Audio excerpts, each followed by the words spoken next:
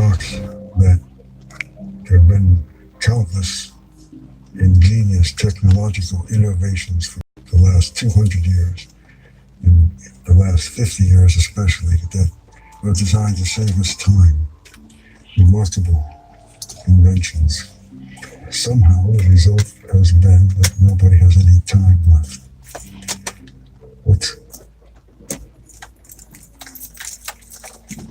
Where I speak to people and I ask them, how many of you have lots of free time on your hands?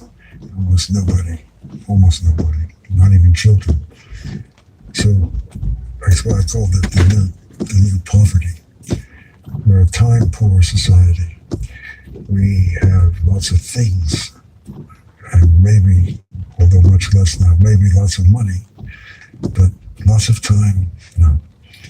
So why? What's happened to us? Why are we always feeling pressed for time and agitated about it? And that's the problem is, how do I do everything? How do I live up to all my commitments? How do I get things done? How do I handle all the interesting projects or all the obligations or all the... how do I squeeze it all in and still have meaningful time left for my family, for whatever?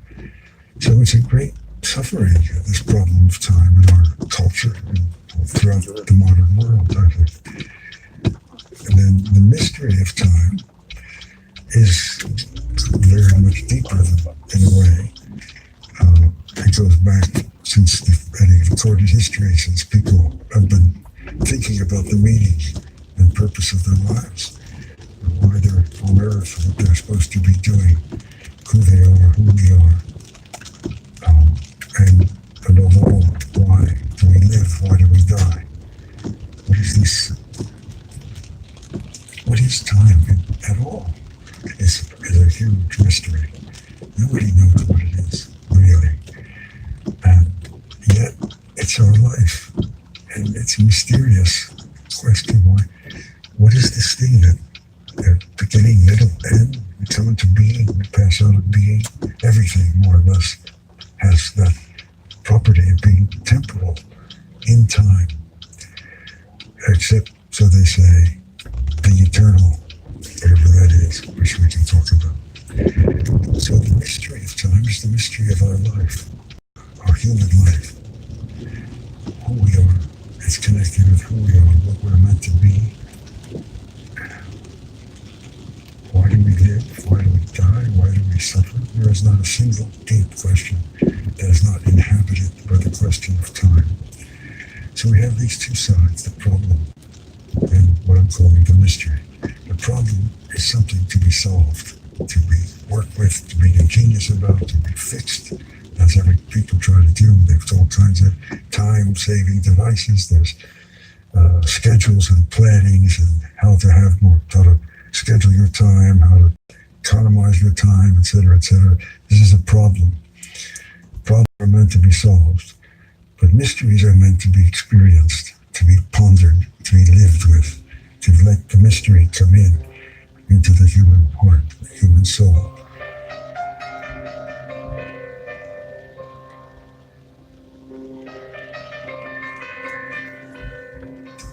The culture, our culture in general, although this is probably true in a way of every culture, every society, but our culture has a unique way of looking at what a human being is.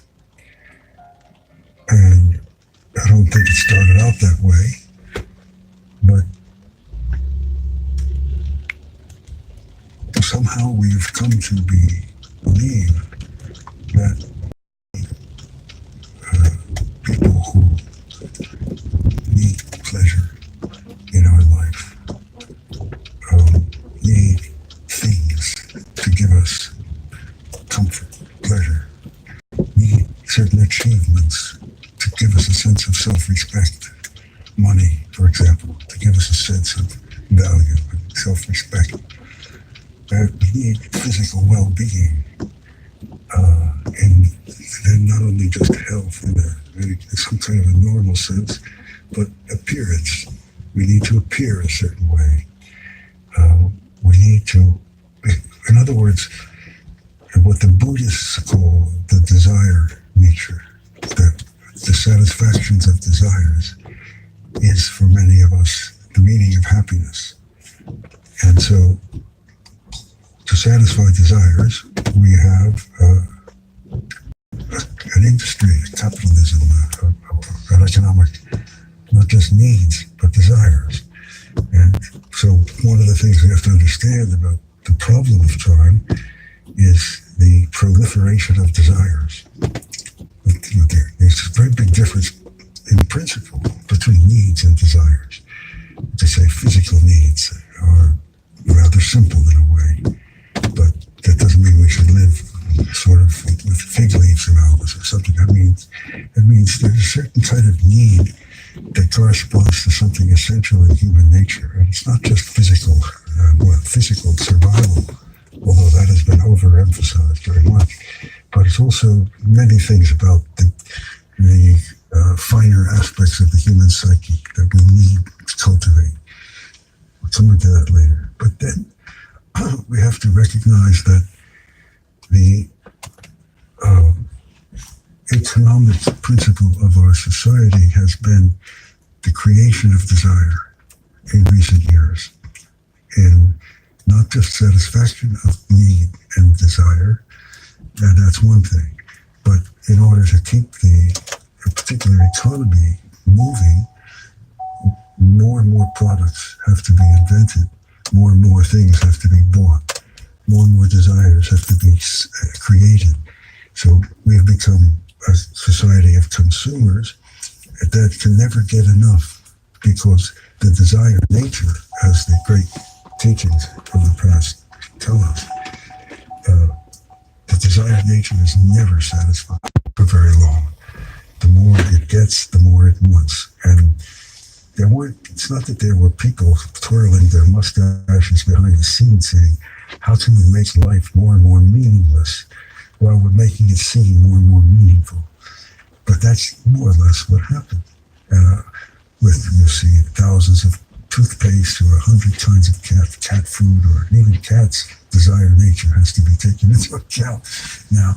But when you think of all the products that are being offered that make people, that are marketed in a way that make young people and older people and all of us feel safer, more beautiful, more lovable, more et cetera, better than the other guy.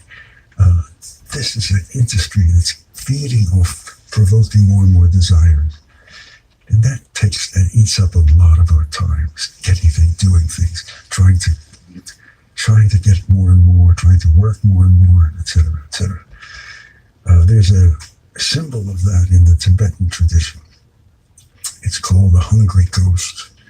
In the Tibetan Buddhist tradition, there are many levels of beings. Several animals are one, and devils are another, and gods are another, and human beings are very central. But there's one called the hungry ghost. Now, hungry ghosts are like phantoms with a big belly, and their limbs and their head are floating, sort of hardly connected, but they all around, and they have a big belly and a little pinprick mouth, and they're always hungry. They're always eating, and the more they eat, the hungrier they get. And each time they eat, when it goes down, it burns fiercely. So that I'm craving to eat more and more, and the more I eat, the more hungry I am, and yet each time I eat, it burns. And that, in a way, couldn't be a better summation of, I would say, the last 50, 60 years of capitalism and what it was. Not that I'm against capitalism, but so that takes a lot of time. And that means, because it's based on the principle of how we look at a human being. Now, another aspect of how we look at human beings in this general culture of thing, and this is true beyond all cultures in its own way, but here it's particularly pronounced, is that human beings, it is not recognized very much in our society, in our world, that human beings have an inner world and an outer world. We have a world, we have a side of ourselves that needs to act, manifest, to take care of our family, to earn our living, to accomplish things, to invent, to travel, to live, to take care of the earth, to do all sorts of things which human beings can really do remarkably. But there's this inner part, and it's not just the psychological desires and things, but there's an inner life within us which we have lost touch with entirely.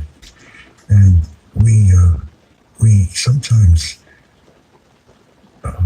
experience it, as I said before, in moments of danger, moments of crisis, moments of extraordinary beauty, moments of great love, moments, say, when your child is just born, moments of connection with the loved one, or moments of just sometimes just you don't know why, but they appear, these moments of what you might call the real or the higher or the real self appears.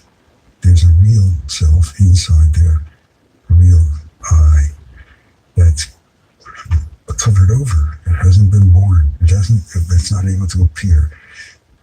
And that's our real identity, is connected to that. The thing we call ourselves has been culturally conditioned. It's not that it's bad altogether. It's just a cultural fact, a cultural product of an interaction of outside influences in my own mind and emotional nature and body. That cultural, not a fiction, but that cultural psychological product, you can call it ego if you like, but that has so many loaded meanings nowadays. But it's the surface self, if you like, that we need. We damn well need it in our life. It's important. But there's this other self that we're born to come in touch with, to open to, that really gives life meaning. Without that, we just are like little puppets. We're born, we're conditioned, we get our money, we get our food, we make our babies, and we die. That's it. So time is connected with emphasizing the outer self, the problem of time, and to the exclusion of the inner self. Because when that inner self appears, even for a moment, it's a completely new sense of time. I am here. The present moment expands. There's no rush. There's no sense of, I've got to do this. But being fully present, time changes completely. You could say it's a little shadow of something eternal, if you like. And you can call it timeless in a sense. But time is different. That is what the starvation of our culture is. The problem of time and the mystery of time are connected to what you might call the starvation for the present moment. We are starved for the present. We are hungry for it. We don't know it. And when it appears, yes, I see. I'm here. This is real. I become more loving. I become more intelligent. I become quieter in a dynamic way. I become more closer to what I am, and then it disappears because we're not used to it. And there are aspects of this which are very, very interesting, which psychologists have studied. I know it's a kind of a strange thing, but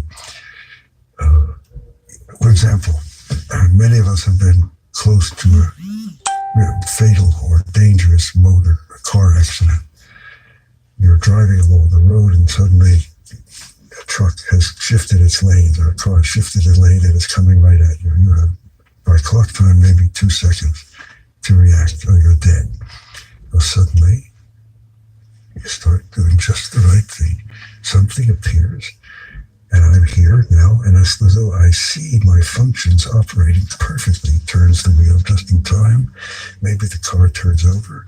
I'm in the car turning over, but the part that's just appeared is not frightened at all. There may be somebody else who's a little frightened at that point, but I'm there, and I'll never forget that moment. That's the moment. And then maybe after you're rolling over once and you've missed the car, you've behaved perfectly for 2 or 3 seconds, then maybe afterwards, 4 or 5 minutes, you start thinking about what happened, you're scared to death. At that point, you say, oh my God. But you existed in a way you never know. What would it be like to be like that in your life more? That is where these moments, and that maybe is a very dramatic moment. There are other moments with love, looking into the eyes of the beloved, and also just in fact getting off the boat or the plane in a new country, and you're walking around and you're suddenly, I'm here, I'm really here. Those moments show us, they're not interpreted very well in ours at all. Those moments are like messages from someplace deep, some timeless place within ourselves. They're messages in a way that say, here's who you are. Try to cultivate, try to let me in more. Try to let me into your life, your real self. But that's an aspect of this too.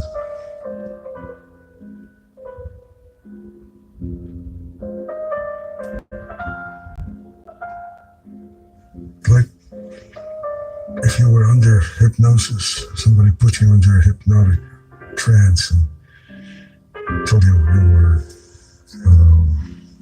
one of the Three Musketeers or something, or Barry Bonds or whatever, whatever. You started acting, talking,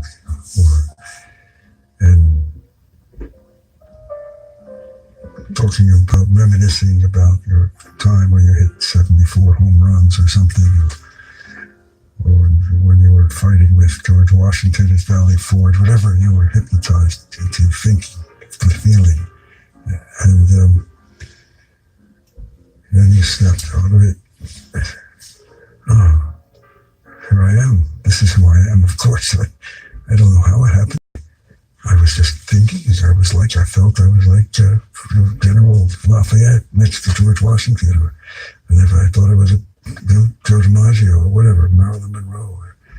And now I see I'm just me. I'm me. And you wake up from a dream, and in the dream you were, you were running for president or something, and now you wake up and, oh, I'm here. So we could say at that moment in the dream and in the hypnosis, you had forgotten who you were. Now, when you get swallowed, shall we say, by all the cravings, all the things that you want to do, that you have to do, you absolutely have to get this done. Every time maybe you get hurt, your feelings get hurt, maybe you get angry, maybe you get sentimental, and all those feel like you at the moment. And then maybe